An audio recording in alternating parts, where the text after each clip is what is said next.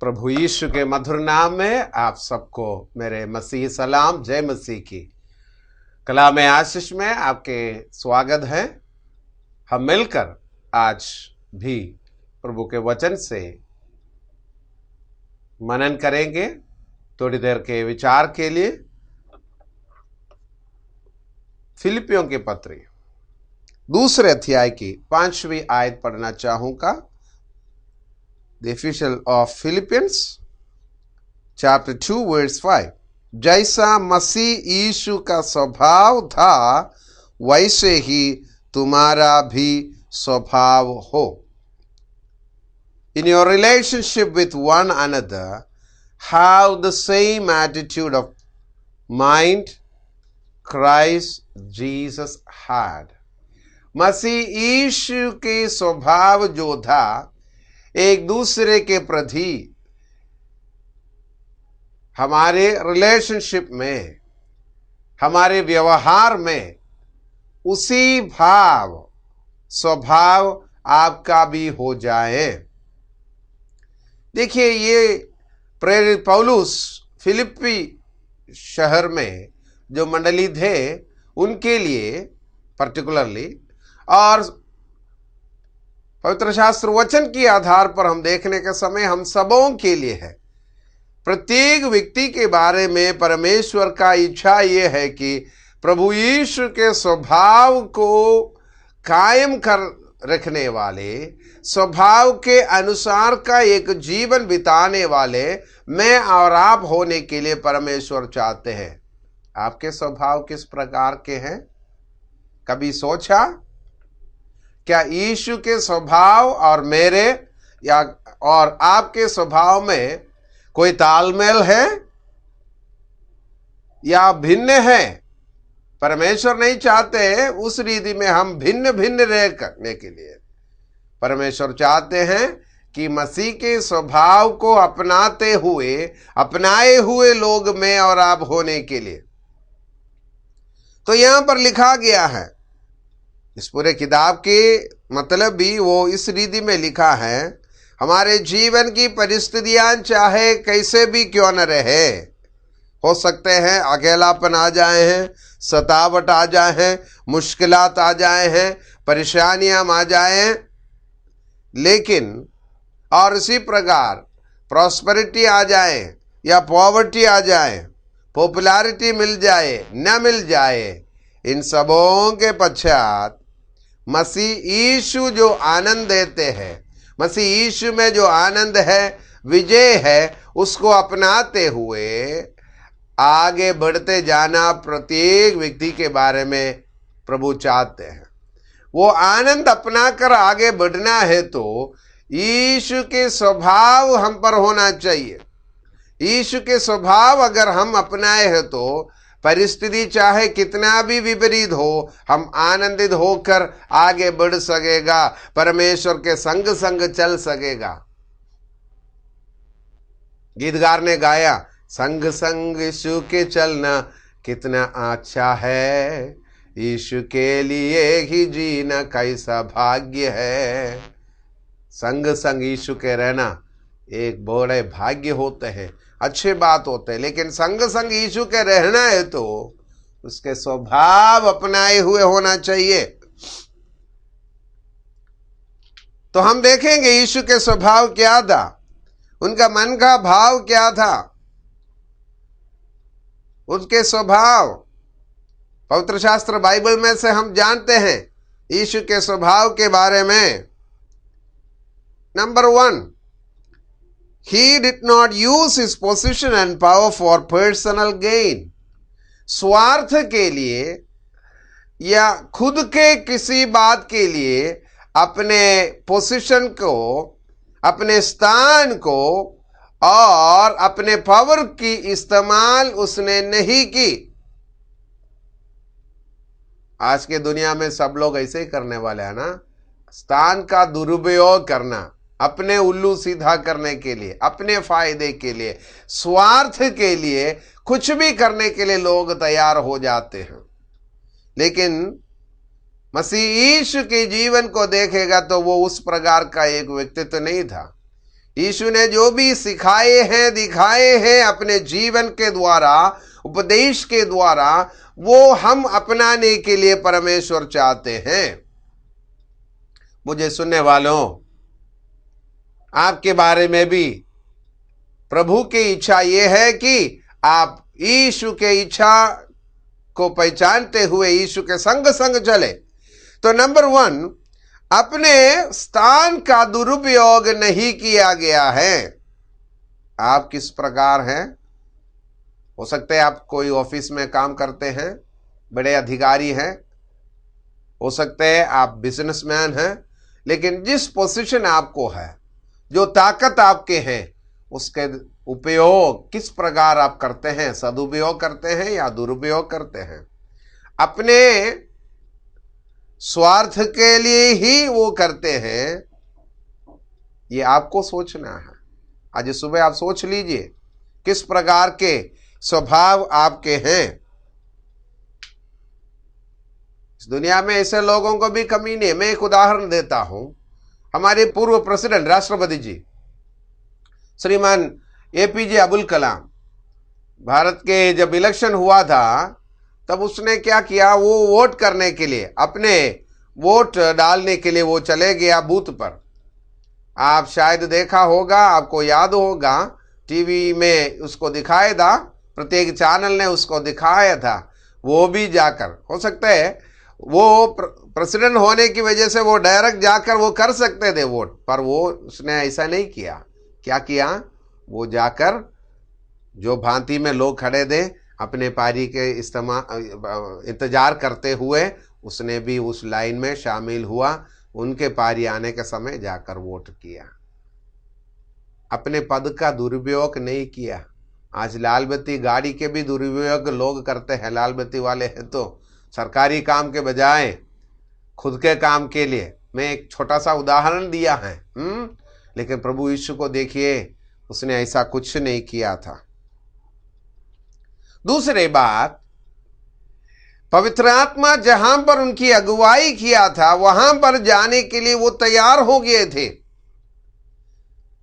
लूका सुसमाचार 4 अध्याय के पहले आयत, मत्ती रे सुसमाचार 4 अध्याय के पहले आयत वगैरह में हम पढ़ते हैं कि पवित्र आत्मा ने उनको विल्डरनेस की ओर, रेगिस्तान की ओर लेकर गया था, पर वो चले गया। जहां पर पवित्र आत्मा ने उनकी अगुवाई की थी, उस जगह की ओर वो चला गया। मैं लूका रे सुसमाचार 4 अध्याय के उस आयत आपको पढ़कर सुनाना चाहूंगा। आपके पास बाइबल है तो आप मेरे साथ निकालिए। अगले हफ्ते से बाइबल अगर आपके घर पे है तो निकाल कर बैठना है। फिर यीशु पवित्र आत्मा से भरा हुआ यरदन से लौटा, 40 दिन तक आत्मा के सिखाने से जंगल में फिरता रहा। ये हम पढ़ते हैं। तो जहां पवित्र आत्मा उनको लेकर गया है, वहां पर वो चले गया है। क्या परमेश्वर की आत्मा आपको जहां पर ले चलता है, जहां जाने का अगुवाई देते हैं, वो आप जाने के लिए आप तैयार हो जाते हैं?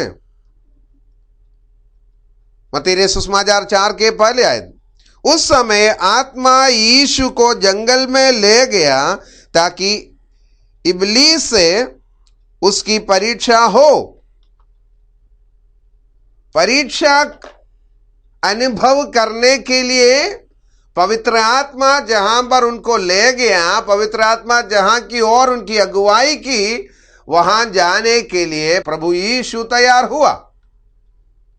यीशु के स्वभाव, जहां पवित्र आत्मा अगुवाई करते थे, वो किस बात के ये न सोचते हुए, देखते हुए वो चले गया था।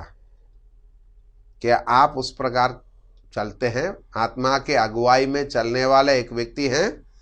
तो मैंने पहले बोला था, उनके पोजीशन को, उनके ताकत को उन्होंने दुरुपयोग नहीं किया। नंबर 2, पवित्र आत्मा जहां पर उनको ले गया था, वहां पर, या जहां की ओर अगुवाई किया था, वहां पर ले गया था। वो भी देखो, इब्लीस से परीक्षा लेने के लिए। यीशु अवॉइड कर सकते थे, लेकिन ऐसा नहीं किया।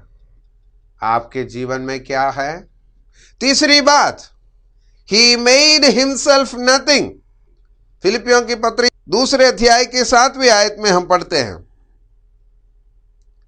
अपने आप को ऐसा शून्य कर दिया और दास का स्वरूप धारण किया, मनुष्य की समानता में हो गया। देखिए, जिसने परमेश्वर के स्वरूप में होकर भी परमेश्वर के तुल्य होने को अपने वश में रखने की वस्तु न समझा। उनके पोजीशन वो था, परमेश्वर के तुल्य था, पर लेकिन उसने उसको मुट्ठी में यूं रखकर नहीं रहा, बल्कि क्या किया? वश में रखने की वस्तु न समझकर अपने आप को शून्य कर दिया। हम अपने पोजीशन को सीधा रखने के लिए हमेशा कोशिश करते हैं, मैं हूं, मैं कुछ न कुछ हूं दिखाने के लिए, समझाने का कोशिश में फिरते हैं हम।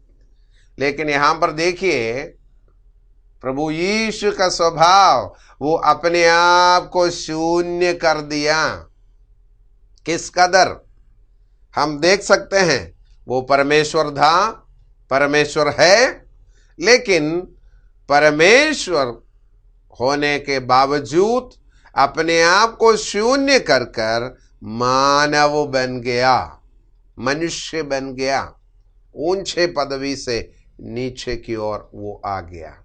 एक आम इंसान नहीं बने वो, बल्कि हम देखने के समय दास का रूप धारण कर दिया। आज दास भी मालिक बनने का कोशिश करते हैं, कोशिश नहीं, वो धारण करते हैं। वो हो सकता है दास है, लेकिन दिखावा इस कदर है कि वो ही बड़े है, मालिक है। मेरे जीवन में कई बार ऐसे अनुभव हुआ है, मैंने देखा भी है। कभी कभी बड़े बड़े ऑफिस में चले जाने के समय कुछ चपरासियों का काम इस कदर है, वो अपने आप को समझते हैं वही अधिकारी है तो उसके पद चपरासी के है, लेकिन वो इस कदर पेश किया जाते हैं कि मैं ही सब कुछ हूं यहां के। अधिकारी से बात करो, वो बहुत नम्र होगा, वो है, लेकिन ये देखो दास, यही है दुनिया, ये दुनियादारी है। पोजीशन है दास का, लेकिन दिखावा किस प्रकार के हैं कि बड़े ऊंचे अधिकारी है। लेकिन प्रभु यीशु को देखिए, उनके मन के स्वभाव को देखिए, उसने परमेश्वर होकर भी मनुष्य का धारण कर दिया।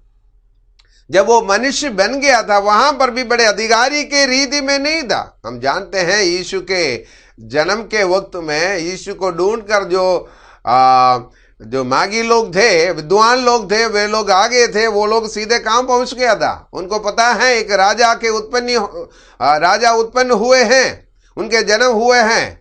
वो हेरोदेस के महल में चले गया था, क्योंकि उनके विचार से परा था कि ये बात परे थे कि एक महाराजा के जन्म इस कदर एक दरिद्र अवस्था में हो जाए।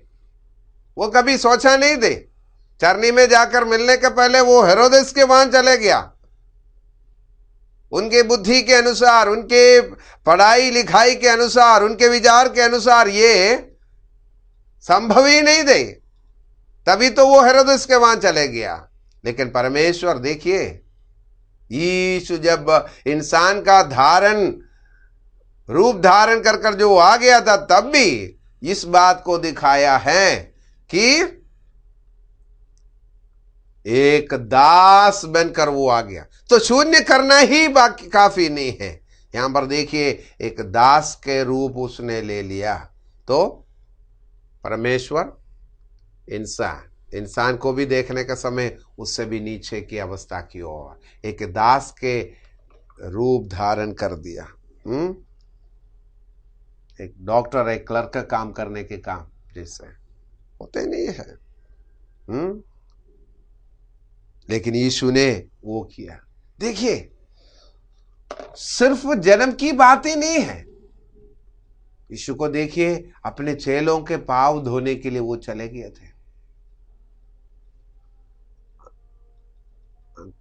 उसने चेलों के पांव धोया।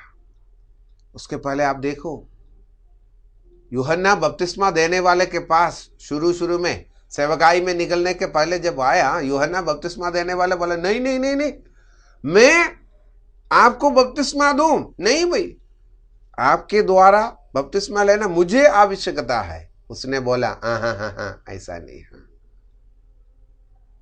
इस महान व्यक्ति यीशु चाहते कि यीशु के स्वभाव मेरे और आपके हो जाए। यीशु ने अपने आप को शून्य कर दिया। He made himself nothing। मुश्किल की बात है ना। 8वीं आयत, वो मनुष्य के स्वरूप में प्रकट होकर अपने आप को दीन कर दिया। He humbled himself। इस कदर दीन कर दिया कि यहां तक आज्ञाकारी रहा कि मृत्यु, क्रूस की मृत्यु भी सह ली। अपराधियों के बीच में उसको लटकाया गया है। उनमें से एक कर कर उनको गिना गया था। निर्दोषी था वो निर्दोष थे, पाक था, कोई गलती न की थी, फिर भी वो अपने आप को शून्य इतना कर दिया, अपने आप को नम्र इस कदर कर दिया। पापियों के साथ गिना गया था, अपराधियों के साथ गिना गया था उनको, और यहां तक परमेश्वर की आज्ञाकारी हो गया। परमेश्वर की इच्छा की पूर्ति के लिए सूली पर एक आम रीति का मृत्यु नहीं है, एक निचले रीति के। उस समय में जो अपराधी लोगों को सजा की तौर पर देते थे, सूली का मृत्यु, वो मृत्यु को भी अपने आप स्वीकार कर लिया गया था। वो ये स्वभाव देखिए, यीशु के उस स्वभाव को आप देखिए। जब सूली पर था, उसके पहले लोगों को इस कदर उसको सताया गया, उसके ठट्ठा उड़ाए, उसकी परिहास किए गए थे, घायल कर दिया उसको भिन्न भिन्न रीति में। उन सबों को देखकर भी, उन सिपाहियों को देखकर, उन लोगों को देखकर वो बोला, हे पिता, इन्हें पता नहीं है कि ये क्या कर रहा है, इन्हें माफ कर दीजिए। पिता से तब भी उनके लिए दुआ कर रहे हैं, इन्हें माफ कर दिए जाएं, इस बात को सजा के कारण न गिना जाए। प्रभु यीशु के स्वभाव ये था, उनके क्षमा के स्वभाव। तो वो अपने आप को नम्र कर दिया, अपने आप को पिता के सामने आज्ञाकारी प्रस्तुत किया। वो आज्ञाकारी बन गया था। The master became a servant willingly. जो प्रभु है वो खुद एक दास बन के आता, मृत्यु तक आज्ञाकारी बन के। मेरे और आपके जीवन परमेश्वर के सामने देखने के समय किस कदर के होते हैं? हमारे स्वभाव क्या हैं?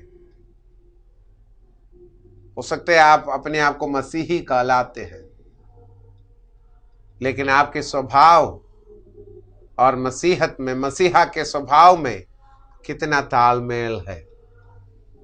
प्रभु चाहते कि मसीह का स्वभाव अपनाए हुए एक व्यक्ति मैं और आप हो जाए। उस व्यक्ति ही परमेश्वर की प्रसन्नता के पात्र बन सकते हैं। मसीह कहलाने से कुछ नहीं होते हैं। एक पेड़ को उसके फल से लोग पहचानते हैं। उसके फल से, यीशु ने ही कहा था इस बात को। हमारे जीवन के स्वभाव मसीह के अनुरूप नहीं है तो मसीही कहलाने से क्या मतलब है?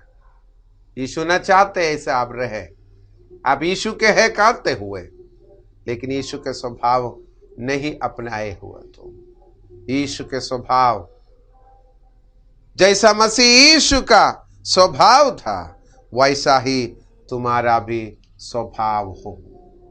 प्रभु चाहते कि मसीह के स्वभाव अपनाए हुए व्यक्ति मैं और आप होने के लिए। आज तक के हमारे जीवन में इस कदर के एक अनुभव नहीं रहा गया। इसमें से हो सकता है एक या दो आपके जीवन में है, लेकिन प्रभु ये नहीं चाहते, ये सब अपनाते हुए पूरे की पूरे यीशु के स्वभाव अपनाते हुए आगे बढ़ते जाना प्रभु हमसे चाहते हैं। उसके लिए प्रभु आपको मदद और सहायता करे। आइए हम प्रार्थना करें। दयालु, प्रेमी और अनुग्रहकारी पिता, आज के सुंदर वचन के लिए तेरा धन्यवाद। प्रभु हम आपके काल आते हैं, लेकिन कई बार हमारे जीवन की स्वभाव आपके स्वभाव से तालमेल ना रखते हैं। आपने जो बताए गए हैं अपने जीवन के द्वारा, हमारे जीवन में हमारे पोजीशन, हमारे ताकत को, पावर को गलत बातों के लिए, स्वार्थता के लिए इस्तेमाल नहीं करते हुए प्रभु जी नम्र बनने के लिए, शून्य करने के लिए, पिता की इच्छा की पूर्ति ध्यान में रखते हुए आज्ञाकारी होकर, वचन की पालनाकार होकर, परमेश्वर की आज्ञा की पालनकार होकर, इच्छा को पहचानते हुए, शून्य करते हुए आप जो भी चाहते हैं वो करने के लिए तैयार होने के लिए पवित्र आत्मा जहां हमारी अगुवाई करना चाहते हैं वहां हम चलने के लिए हमारी सहायता और मदद करें। प्यारे भाइयों को, प्यारे बहनों को, प्यारे पिताओं को, माताओं को उसके लिए मदद, और प्यारे बच्चों को मदद करें, हम सबों को मदद करें, ताकि हमारे जीवन के द्वारा आपके नाम की महिमा हो सके। जिस कदर आपने आपके सताने वालों को क्षमा किया है, उस रीति में हम भी क्षमा करते हुए प्रभु जी आगे बढ़ते जाने के लिए कृपा करें। आपकी इच्छा की पूर्ति ही हमारे जीवन के मकसद बनकर आगे बढ़ने में सहायता करें। वचन सुनने वाले प्रत्येक व्यक्ति को पिता, पुत्र, पवित्र आत्मा के नाम से मैं आशीषित करते हैं। आपके आशीष में बढ़ते जाने के लिए कृपा करें। प्रार्थना सुना, धन्यवाद। यीशु मसीह के मीठे और पवित्र नाम से मांगते हैं, आमीन। मुझे बुलाना ना भूलिए। प्रभु आपको आशीष दे, आमीन।